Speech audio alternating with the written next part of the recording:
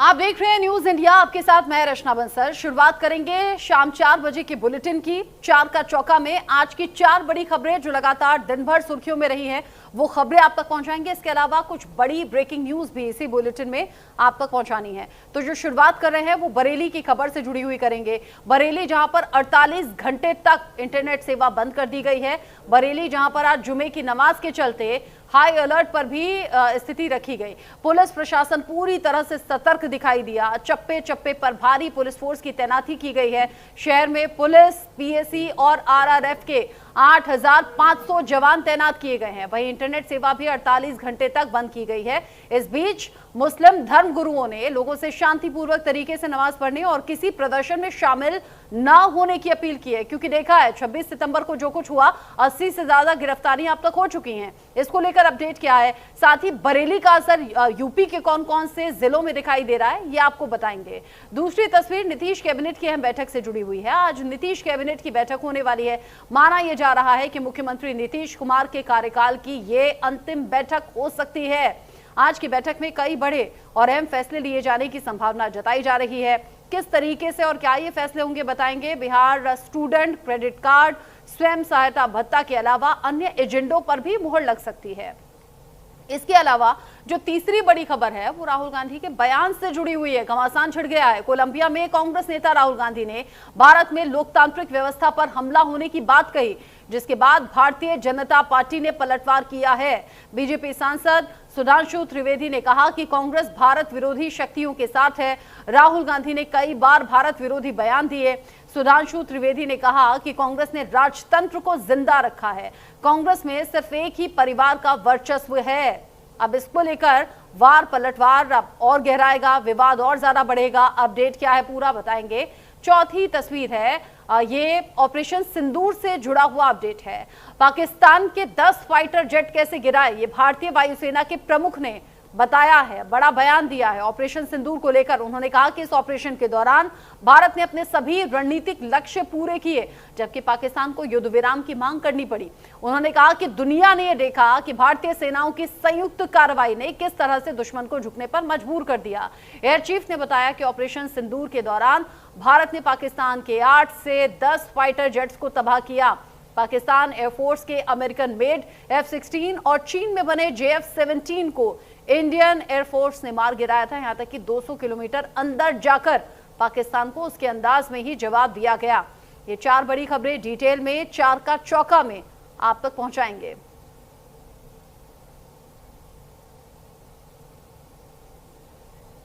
एक एक करके डिटेल में अब इन खबरों को जान लेते हैं। और जो सबसे पहले खबर है वो ऑपरेशन सिंदूर के अपडेट से जुड़ी हुई ही है। आर्मी चीफ उपेंद्र द्विवेदी ने दिया है बड़ा बयान। पाकिस्तान को आर्मी चीफ ने चेतावनी दी है। उन्होंने कहा है कि नक्शे में रहना चाहता है तो आतंकवाद रोके पाकिस्तान। उपेंद्र द्विवेदी ने ये साफ तौर पर पाकिस्तान को ललकारा है और कहा है कि अगर शांति चाहता है, अगर अपनी खैरियत चाहता है तो आतंकवाद को रोकना होगा, पाकिस्तान को आतंक खत्म करना होगा। सीधे तौर पर पाकिस्तान के लिए ये सीधा संदेश, पाकिस्तान सोचे कि भूगोल में रहना है या फिर नहीं। उपेंद्र द्विवेदी ने ये बड़ी बात कह दी है, नक्शे में रहना है तो आतंकवाद छोड़ना होगा। इससे पहले तमाम एक्सपर्ट्स भी इस बात का जिक्र कर चुके हैं कि पाकिस्तान टुकड़े टुकड़े होने की कगार पर है, पाकिस्तान का वजूद खत्म हो जाएगा। अब उपेंद्र द्विवेदी की तरफ से भी ये बात कही गई है। वो कह रहे हैं नक्शे में रहना है तो आतंकवाद को छोड़ना होगा। पाकिस्तान तक सीधे सीधे भारतीय सेना प्रमुख की तरफ से ये चेतावनी दी गई है। पाकिस्तान को कहा गया है आतंक को खत्म करना होगा, वरना भूगोल से साफ हो जाओगे, नक्शे से साफ हो जाओगे। आर्मी चीफ उपेंद्र द्विवेदी की ये बात तब सामने आई है जब वायुसेना प्रमुख के जरिए ये बताया गया कि कैसे ऑपरेशन सिंदूर के जरिए 8 से 10 फाइटर जेट पाकिस्तान के हमने मार गिराए। 200 किलोमीटर अंदर तक जाकर हमने पलटवार किया। अब आर्मी चीफ का ये बयान, उपेंद्र द्विवेदी कह रहे हैं नक्शे में रहना है तो सुधर जाओ, आतंक को खत्म करना होगा।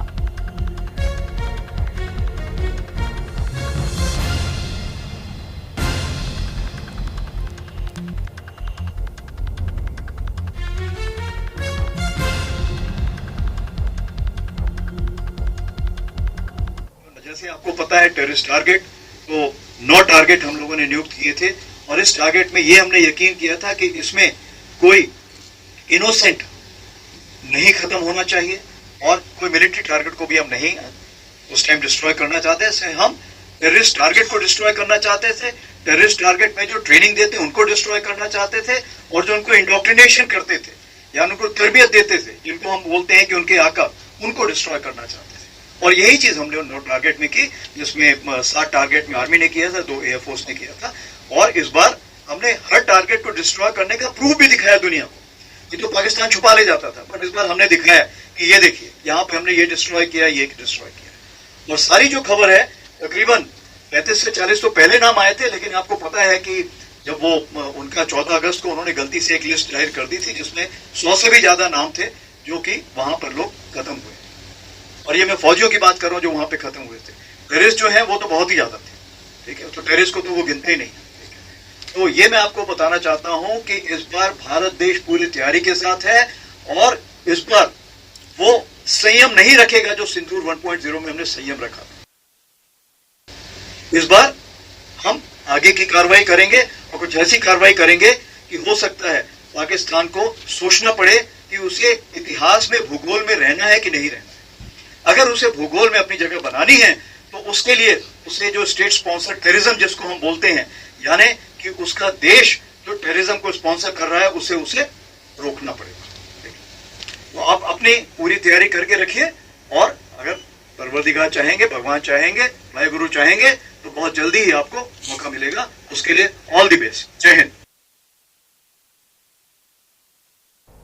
आगे बढ़ते हुए दूसरी बड़ी खबर आप जान लीजिए। ऑपरेशन सिंदूर को लेकर वायुसेना प्रमुख ने दिया है बड़ा बयान। कह रहे हैं पाकिस्तान को कीमत चुकानी पड़ी। वायुसेना प्रमुख ने ये बड़ी बात दोहराते हुए ये भी बताया है कि कैसे पाकिस्तान को इसका नुकसान हुआ। ऑपरेशन सिंदूर को इतिहास में याद किया जाएगा। पाकिस्तान को पहलगाम हमले की कीमत चुकानी पड़ी। 200 किलोमीटर अंदर घुसकर हमने जवाब दिया। वायुसेना प्रमुख का ये बयान बड़ी चोट भी है पाकिस्तान के लिए और एक तरीके से उसकी चोट याद दिलाने का काम भी किया है। पाकिस्तान को ऑपरेशन सिंदूर से भारी नुकसान हुआ। पाकिस्तान के 5 F-16 और JF-17 फाइटर जेट गिराए गए। 8 से 10 फाइटर जेट गिराए गए ऑपरेशन सिंदूर के जरिए। भारतीय वायुसेना प्रमुख ने ऑपरेशन सिंदूर को लेकर ये बड़ी बात कही। उन्होंने कहा कि इस ऑपरेशन के दौरान भारत ने अपने सभी रणनीतिक लक्ष्य पूरे कर लिए, जबकि पाकिस्तान को युद्ध विराम की मांग करनी पड़ी। उन्होंने कहा कि दुनिया ने ये देखा कि भारतीय सेनाओं की संयुक्त कार्रवाई ने किस तरह दुश्मन को झुकने पर मजबूर कर दिया।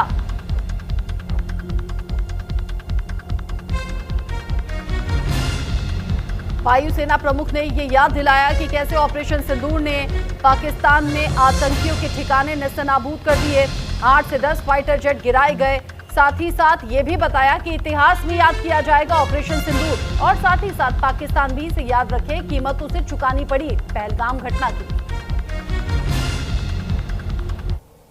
5 fighter aircraft, most likely F-16 because that base happened to be F-16, which would have been under maintenance that time. Along with that, one SAM system which has been destroyed. And so these are the strikes that, the destruction that has taken place on ground by our strikes. And as far as air defense part is concerned, we have clear evidence of one long-range strike which I talked about, more than 300 kilometers, which happens to be either an AWNC or a SIGINT aircraft. Along with that, 5 fighters that high-tech fighters of between F-16 and JF-17 class.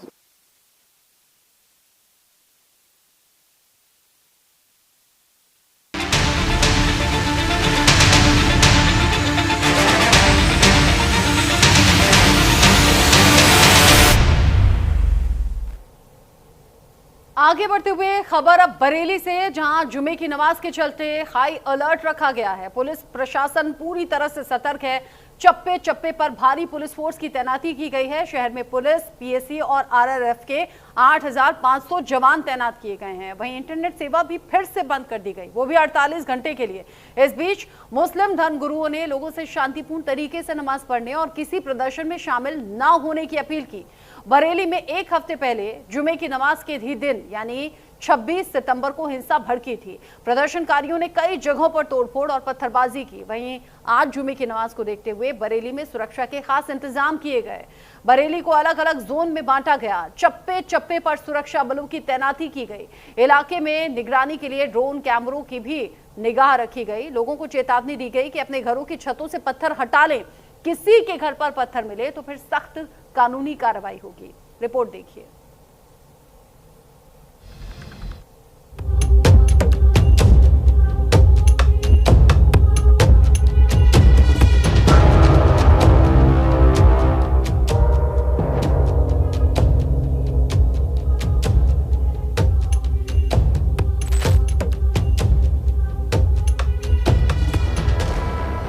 Bareilly में हंगामे के बाद हिंसा की ये तस्वीरें एक हफ्ते पुरानी हैं।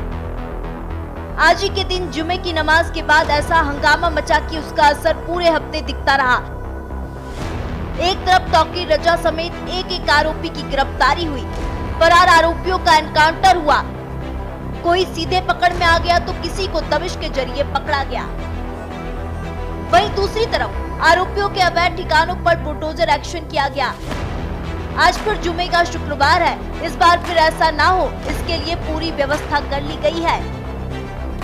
बरेली में जुमे की नमाज से पहले प्रशासन ने सुरक्षा कड़ी कर दी है। 48 घंटे के लिए इलाके में फिर से इंटरनेट बंद कर दिया गया है। बरेली में आइलम मोहम्मद पोस्टर विवाद के बीच जो उपद्रव भड़का था, उसके बाद प्रशासन किसी भी तरह की कोई कमी नहीं छोड़ना चाहता। बरेली जिले में मोबाइल इंटरनेट, ब्रॉडबैंड और एसएमएस सेवाओं पर पाबंदी लगा दी गई है।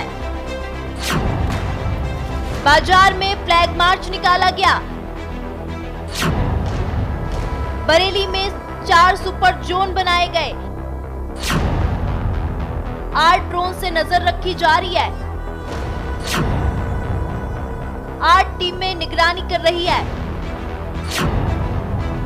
5 से अधिक लोग इकट्ठा होने पर निगरानी की जा रही है। जो कोर शहर का एरिया है उसको 4 सुपर जोन और 4 स्पेशल जोन में बांटते हुए फोर्स का हैवी डिप्लॉयमेंट किया गया है। जितने संवेदनशील पॉइंट्स हैं वहाँ पे फोर्स डिप्लॉय की गई है। 4 एडिशनल एसपी और लगभग 19 एडिशनल एसपी और 30 के करीब सीओज हैं, जिनको एरिया और रिस्पॉन्सिबिलिटी बांट के दिया गया है। 8000 के आसपास पुलिस फोर्स की नफरी है जिसको डिप्लॉय किया गया है। इसमें हमारे सिविल पुलिस के लोग हैं, आर्म्ड पुलिस है, पीएसी है, मजिस्ट्रेट्स 250 से ऊपर मजिस्ट्रेट्स हैं जिनका डिप्लॉयमेंट किया गया है। फायर सर्विस की गाड़ियों को डिप्लॉय किया गया है। एलआईयू के लोगों को सादे कपड़ों में डिप्लॉय किया गया है इंटेलिजेंस गैदरिंग के लिए।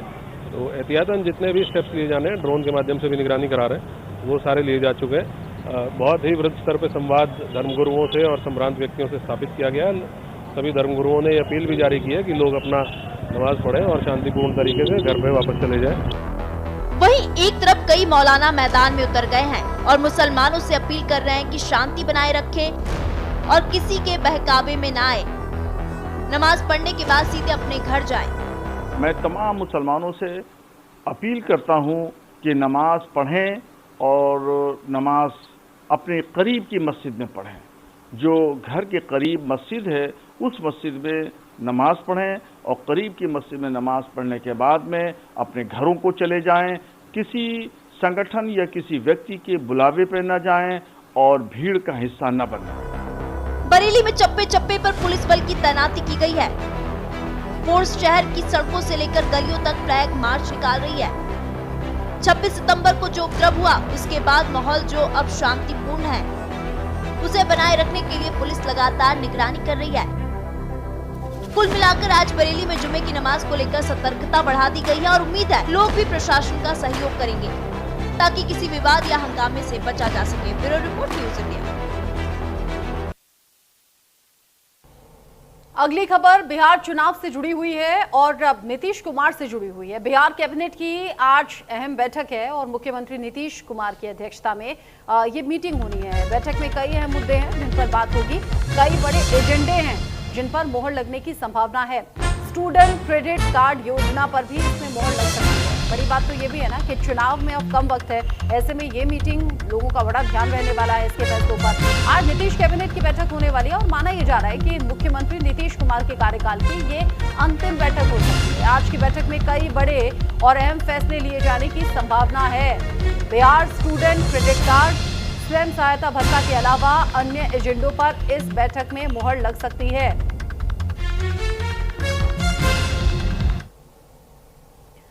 आगे बढ़ते हुए अगली बड़ी खबर राहुल गांधी के ताजा बयान से जुड़ी हुई है। बीजेपी ने राहुल गांधी पर निशाना साधा है। राहुल गांधी के बयान पर बीजेपी ने पलटवार किया है। राहुल ने भारत विरोधी बयान दिया, ये बीजेपी कह रही है। साथ ही अब कहना यह है कि राहुल गांधी विदेश में जब जब जाते हैं भारत का अपमान ही करते हैं। एक बार फिर से अपमान करने का काम किया है। कांग्रेस भारत विरोधी शक्तियों के साथ में है, ये बीजेपी ने आरोप लगाया। साथ ही कहा राहुल ने कई बार भारत विरोधी बयान दिए हैं। कांग्रेस ने राजतंत्र को जिंदा रखा है। साफ है कि कौन विदेशी के साथ में है। बीजेपी ने ये बड़ा इल्जाम लगा दिया, बड़ा आरोप लगा दिया और कहा कि राहुल किस प्रतिभा से आखिर बुलाए जाते हैं। यानी राहुल गांधी अलग अलग देशों में जाकर जो बयान देते हैं, किस प्रतिभा से बुलाए जाते हैं। कांग्रेस पर एक ही परिवार का वर्चस्व है। राहुल विदेश में गलत बयानबाजी करते हैं। कोलंबिया में दरअसल कांग्रेस नेता राहुल गांधी ने भारत में लोकतांत्रिक व्यवस्था पर हमला होने की बात कही, जिसके बाद भारतीय जनता पार्टी ने पलटवार किया। बीजेपी सांसद सुधांशु त्रिवेदी ने कहा कि कांग्रेस भारत विरोधी शक्तियों के साथ है। राहुल गांधी ने कई बार भारत विरोधी बयान दिए।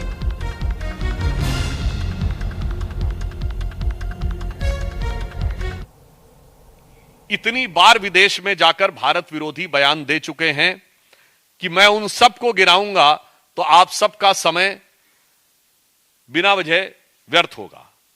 अभी सितंबर 2025 में जो अभी इन्होंने बयान दिया कोलंबिया यूनिवर्सिटी में, जो अभी आज दिया है, इससे पहले वो सितंबर 2024 में वॉशिंगटन, 9 सितंबर 2024 को अमेरिका के टेक्सास, सितंबर 2024 में वर्जीनिया, 6 मार्च 2023 को लंदन, फिर मार्च 2023 में फिर लंदन और मार्च 2023 में कश्मीर को लेकर अन्य विषयों को लेकर उन्होंने बोला है। मई 2022 में लंदन में, मई 2022 में रूस यूक्रेन के बारे में उन्होंने बोला।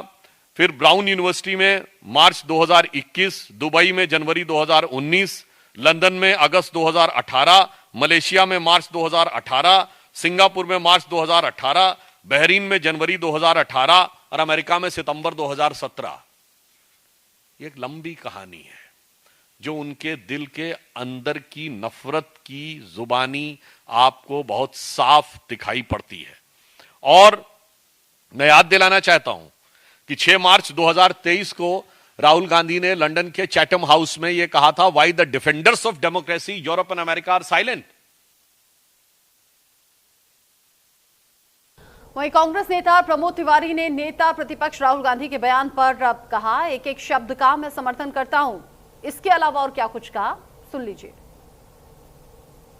नेता प्रतिपक्ष श्री राहुल गांधी ने जो कुछ भी बोला है छात्रों से संवाद करते हुए, उसके एक एक शब्द का मैं समर्थन करता हूं। वो ऐतिहासिक सच्चाई है। याद रखिए, नरेंद्र मोदी भारत नहीं है, भारतीय जनता पार्टी देश नहीं है। जिस तरीके से मणिपुर में लोकतंत्र पर खतरा है, 2 साल से ज्यादा हो गया। लद्दाख में क्या हो रहा है, ईएसआई के नाम पर संवैधानिक संस्था से जो कुछ कराया जा रहा है, या जो कुछ भी हुआ महाराष्ट्र में, हरियाणा में। वहीं इस पूरे मामले पर मेरी सहयोगी कनिका कटियार ने कांग्रेस नेता उदित राज से खास बातचीत की। उन्होंने क्या कहा, ये भी सुनिए। कांग्रेस पार्टी के नेता उदित राज इस वक्त हमारे साथ हैं। सर, पहला सवाल यही है कि जिस तरह से राहुल गांधी ने एक बार फिर से विदेश में जाकर भारत की आलोचना की है और कहा है कि डेमोक्रेसी अब भारत में नहीं बची है, उसको लेकर अब बीजेपी हमलावर है और कह रही है कि राहुल गांधी अक्सर विदेश में जाकर भारत की विरोध में बातें करते हैं और कहीं ना कहीं राहुल गांधी जो है भारत विरोधी साबित होते जा रहे हैं। राहुल जी आलोचना नहीं की, सच्चाई बताई है। और आज के समय में डिजिटल वर्ल्ड में कोई ऐसी चीज़ नहीं है कि जो चीज़ सड़क पर क्या हो रहा है वो हमें पता लग रहा है तो अमेरिका वो सबको पता लग रहा है। सैटेलाइट्स हैं, डिजिटल वर्ल्ड हैं, बहुत सारे माध्यम है, व्हाट्सएप है। तो क्या दुनिया को ये नहीं पता कि भारत की क्या स्थिति है? और जब मोदी जी चीन की धरती पर जाते हैं, वो कहते हैं कि अरे पहले तो भारत में एक मानसिकता ऐसी बनी थी कि लोग कहते थे कहाँ हमने जन्म लिया यहाँ पर, तो भारत माता के साथ में उन्होंने क्या किया था। एक दूसरी बात है, भ्रष्टाचार भारत में है, ये बात विदेश की धरती से मोदी जी बोल चुके हैं। तीसरी बात है कि मोदी जी अक्सर कहते हुए सुने गए विदेश की धरती से कि कि इतना साल लगा भारत के प्रधानमंत्री को यहाँ आने का। मतलब है कि पहले की सरकारों की आलोचना करना, वो करें तो ठीक है। और राहुल जी अगर सच्चाई की बात करें एकेडमिक फोरम पर या जहाँ पर इंटेलेक्चुअल टॉक है, तो कहाँ से हो गया है देशद्रोही। राहुल जी ने सही कहा। लेकिन एक सवाल ये है, जब प्रधानमंत्री को आप लोग जिक्र कर रहे हैं कि प्रधानमंत्री बाहर जाते हैं, इस तरह की बात करते हैं, तो आप उसको गलत ठहराते हैं।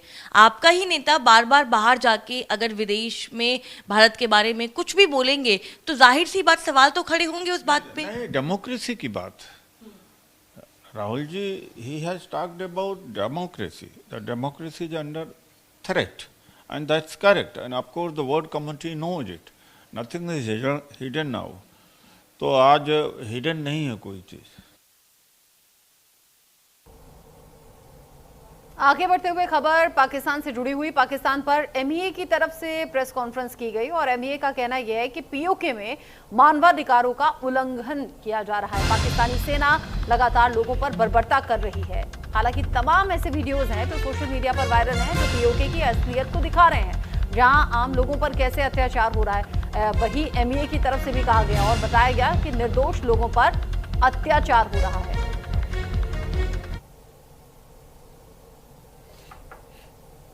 These ties, and we want to strengthen each and every segment that we are together working on. Trade issues, economic issues, investment issues, defense relations, so on and so forth, science and technology. Both sides are committed. We look forward to strengthening our economic ties as you pointed out, and we look forward to further building on our ties with Russia. Abhishek, on your question, you would have seen that the UN Security Council committee, they have given an exemption for the foreign minister to travel to New Delhi. Raghavendra, on energy sourcing, our position is very clear as to what is our broad approach, and I have been talking about it on several occasions. So I would refer you to my comments made in that regard. On the oil tanker, I think you will have to, I have also seen reports on this, you will have to take your question to people, the authorities who are involved in it, so they will be in a better position to answer your question. Kadambini, आपका सवाल अफगानिस्तान के अंतरिम सरकार के जो विदेश मंत्री है उनको लेके है। जैसा कि मैंने कहा, उनको इजाज़त दी गई है सुरक्षा परिषद के कमेटी द्वारा नई दिल्ली की यात्रा करने के लिए, और इस मामले में जब भी मेरे पास और कुछ कहने को होगा, आपको बताने के लिए होगा, उससे आपसे जरूर साझा करेंगे। इसी खबर के साथ छोटा सा ब्रेक ले रहे हैं। ब्रेक के उस पार भी खबरें जारी हैं, कहीं मत जाइएगा।